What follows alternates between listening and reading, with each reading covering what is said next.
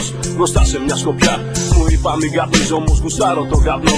Η μόνη συντροφιά σε τούτη τη βραδιά.